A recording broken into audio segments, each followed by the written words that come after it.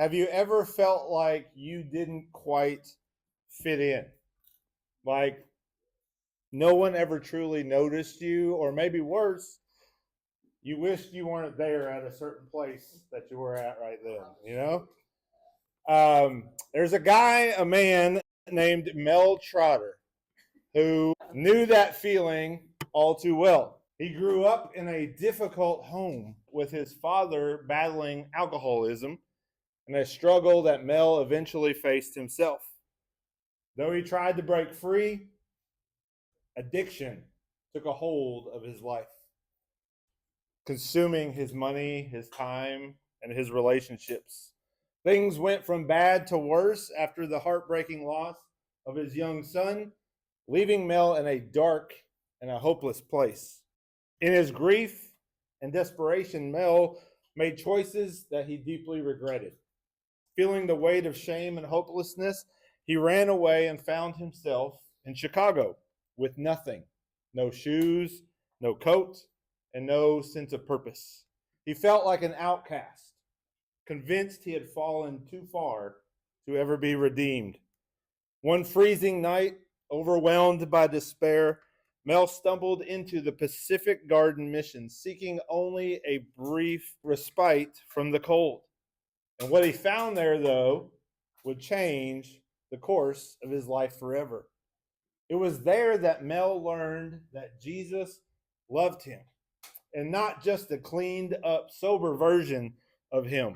Jesus loved the broken, the addicted, the outcast version of him just as much. That truth gave him hope. And for the first time in years, Mel felt seen. He stayed at the mission, giving his life to Jesus and dedicating himself to helping others find that same hope and that belonging. Eventually, he came to lead the Grand Rapids, Michigan City Rescue Mission and would go on to start more than 60 missions in over 40 cities across the country that are now known as Mel Trotter Ministries. Mel's is one of the countless stories of Jesus bringing justice to the outcast. As we jump into the second week of our series called And Justice for All, we'll continue learning about Jesus' heart for justice and why it is so important that we as Christ followers, we see people, meet people, and work to make things right. The Bible is full of stories of outcasts who found a home with Jesus. And as we'll see in a minute, Jesus always seemed to attract people who didn't quite seem to fit in anywhere else. Society had mostly abandoned these people, but Jesus was unique because he refused to avoid them. He saw them, he talked with them, he ate with them, and he often healed them. So tonight I want us to look at an event from Jesus' life that we find in the Gospel of Mark, starting in chapter 5. So they arrived at the other side of the lake, in the region of the Gerasenes. When Jesus climbed out of the boat, a man possessed by an evil spirit came out from the tombs to meet him. This man lived in the burial caves and could no longer be restrained, even with a chain. Whenever he was put into chains and shackles, as he often was, he snapped the chains from his wrist and smashed the shackles. No one was strong enough to subdue him. Day and night he wandered among the burial caves and in the hills, howling and cutting himself with sharp stones. Talk about an outcast. This man had become so violent and caused so much destruction that the people tried to restrain him with shackles. Mark even describes the evil inside this man as being so powerful that it allowed him to break the chains and shackles with superhuman strength. And it's pretty obvious that the people in the region didn't want him around. So he spent much of his time in and around burial caves, enduring an unimaginable amount of emotional pain and physical pain caused by his injuries. And to say the very least, this was not a good situation for anyone. But Jesus takes a different approach when he meets this man. Let's keep reading. Verse 6. When Jesus was still some distance away, the man saw him, ran to meet him, and bowed low before him. With a shriek, he screamed, "Why are you interfering with me, Jesus, Son of the Most High God? In the name of God, I beg you, don't torture me." For Jesus had already said to the spirit, "Come out of the man, you evil spirit." Then Jesus demanded, "What is your name?" And he replied, "My name is Legion, because there are many of us inside this man." Then the evil spirits begged him again and again not to send them to some distant place. So let's talk about a few things that are happening here. First, did you notice that the evil spirit is afraid of Jesus? Even in the midst of pure chaos, the man recognizes Jesus' authority as the Son of the Most High God. Second, when the man replied that his name was Legion, this would have been incredibly significant to the people in the crowd. You see, a legion is a regiment of around 6,000 Roman soldiers. Not only is 6,000 a lot, but remember that the land where Jesus lived was under Roman rule. And if a legion of Roman soldiers ever showed up, it was almost certainly because they were about to inflict incredible violence upon people.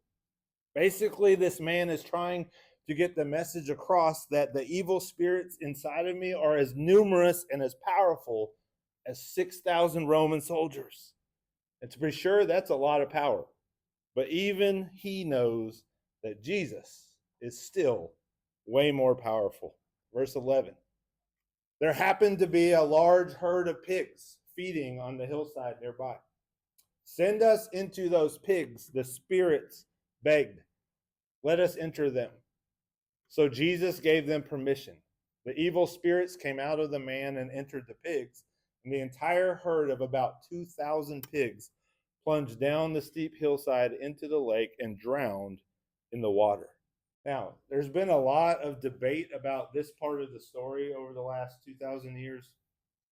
For example, quite a few people have asked the question whether or not drowning would kill an evil spirit. Others have asked, what is the significance to the fact that Jesus cast the evil spirits into a herd of pigs instead of cows or goats? And I'm going to be completely honest here. I don't know. I'm not sure. And actually, no one is. But what we can be sure about is how the people nearby reacted to what just happened. Verse 14. The herdsmen fled to the nearby town and the surrounding countryside, spreading the news as they ran. People rushed out to see what had happened. A crowd soon gathered around Jesus, and they saw the man who had been possessed by the legion of demons. He was sitting there, fully clothed and perfectly sane, and they were all afraid. Then those who had seen what happened told the others about the demon-possessed man and the pigs. And the crowd began pleading with Jesus to go away and leave them alone. The herdsmen, the guys watching the pigs, ran to tell the people, probably with a lot of shock over what they had just seen. Plus, I'd imagine that they weren't too thrilled that the pigs that they were supposed to be tending and watching over drowned. They might be in fear of their jobs. But they ran and told people, so an even bigger crowd starts to form. Right? People want to know what's going on. And sure, you might think that people would be excited to see that this man is no longer violent or troubled. But even that had to be pretty confusing to the crowd. And if you thought the situation was chaotic before, I'd have to imagine that it might be even more so now. Because what Jesus didn't make sense. Everyone wanted answers, but they weren't willing to see the miracle that had just taken place. And eventually the people asked Jesus to leave. Most likely out of fear. But check out how the man responds when Jesus begins to leave. Verse 18. As Jesus was getting into the boat, the man who had been demon possessed begged to go with him. But Jesus said, "No, go home to your family and tell them everything the Lord has done for you and how merciful he has been." So the man started off to visit the 10 towns of that region and began to proclaim the great things Jesus had done for him. And everyone was amazed at what he told them. This man who had been healed, who the demon had been cast out of, he wanted to go with Jesus. But Jesus wanted him to stay and to tell the story to anyone who would listen. And that's exactly what he did. So like I said, this story can be pretty confusing and there's a lot to process. So I want to point out a few highlights that might help us better understand what it means for Jesus to bring justice to the outcasts. And the first thing that I want you to know is that not every outcast has chosen to be an outcast. Not every outcast is where they are because they chose to be there. The man in this story, he didn't want to be mistreated, abandoned, isolated from his family or his community, but instead of trying to help the people, the townspeople chained him up and drove him out of town. Right? He lived in a graveyard. They judged him by his appearance and his actions, all without ever considering that he might be a victim of forces that were way beyond his control. However, when Jesus met him, Jesus didn't see a hopeless cause. He saw a man who needed to be rescued. Jesus took action to bring restoration because that's what Jesus does. He reaches into lives and he brings justice, making things right and fixing what's broken. Jesus did what Proverbs 31:8 tells all of us to do, to speak up for those who cannot speak for themselves. Ensure justice for those being crushed. So yes, not every outcast has chosen to be an outcast. And the second thing for us to notice is that knowing about Jesus isn't the same as having a relationship with him. You remember the evil spirits in this story recognized Jesus right away and even called him by name. Jesus, Son of the Most High God. Again, the thing is, knowing about Jesus isn't the same as having a relationship with him. You see, the real transformation doesn't come from just knowing about Jesus. It comes from trusting him. And we can only do that if we actually have a relationship with him. Jesus invites everyone, including those who society has given up on, to move from just knowing about him to truly knowing him in a way that leads to justice and restoration. The transformation Jesus brought to the man possessed by evil spirits is the same life-changing power that he desires for everyone. The same power that we can have today. When we come to know Jesus personally and genuinely, he extends the gift of freedom from the forces that feel beyond our control. For the man in the story, it was the evil spirits. For you, it might be anger, addiction, pride, or any other burden that leaves you feeling isolated and overlooked by the world. The third idea that I want you to remember or see is that not everyone will celebrate when the outcast receives justice. For me, this might be the most mind-blowing part of this whole encounter. Because of the evil spirits that plagued him, the entire region was literally terrified of this man, and they did everything they could to keep their distance. But when Jesus healed him and brought restoration into his life, they were still afraid. And they weren't just afraid of the man who had been possessed by evil spirits. They were afraid of Jesus, of his power, afraid of change. And I think that there was a good chance that they were even afraid of having to welcome this guy back into their community. And I can imagine some of the questions that must have been racing through their minds, like, is he really better? Was this all part of an act? Are we really safe? What if he becomes violent again in the future? And what if he decides to get revenge on us who have treated him poorly? Even though the evidence of Jesus' miracle was sitting right in front of them, the crowd still saw him as a risk to their personal health and safety. And sometimes we're more comfortable when the outcast stays on the fringe, when they're over there, instead of right here. It's just easier. It's more comfortable for us. But Jesus' justice has a tendency to disrupt our comfort. When he brings justice to the outcast, it forces us to confront our own hearts and our own prejudices. And it's in those moments when we get to choose who we will be.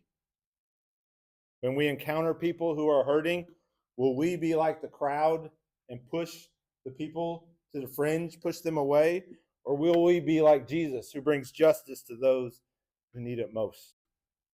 And although the choice isn't easy, I do think it's clear.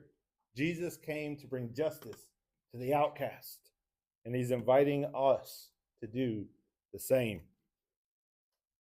And now that we know that Jesus wants us to join him in bringing justice to the outcast, I want to remind you that knowing isn't the same thing as doing. So let's talk about how to take action from what we have learned today. The first thing I want to encourage you to do is to choose your words wisely. Have you ever noticed how powerful words can be?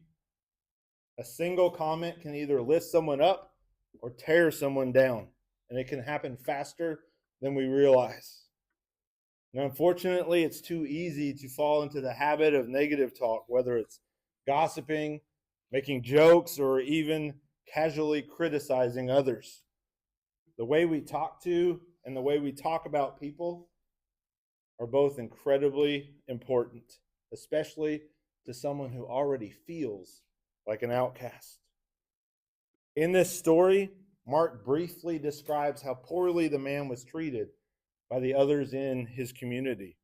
But can you imagine what the people probably actually said about him, or even to his face? I'm sure it was some brutal stuff.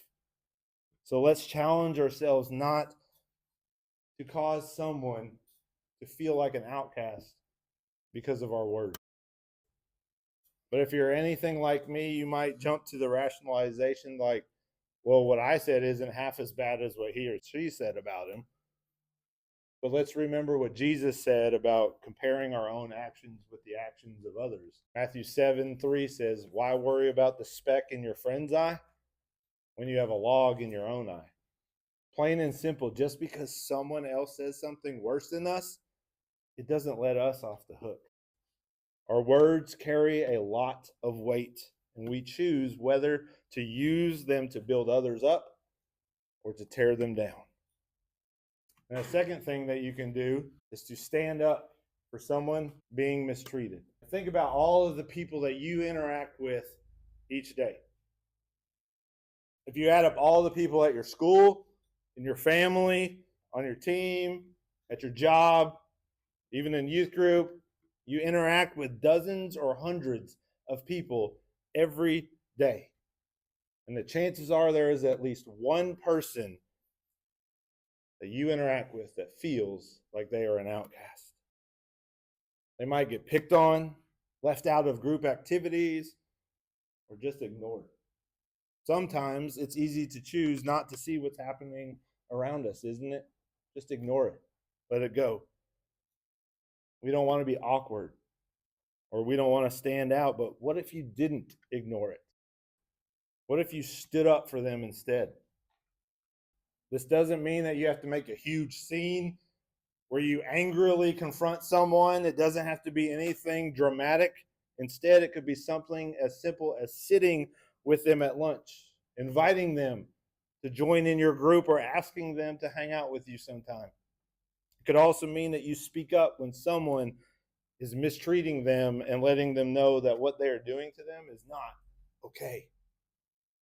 Might be difficult or even uncomfortable in the moment, but if we are willing, we can be the kind of people who refuse to simply stand by when others are treated poorly.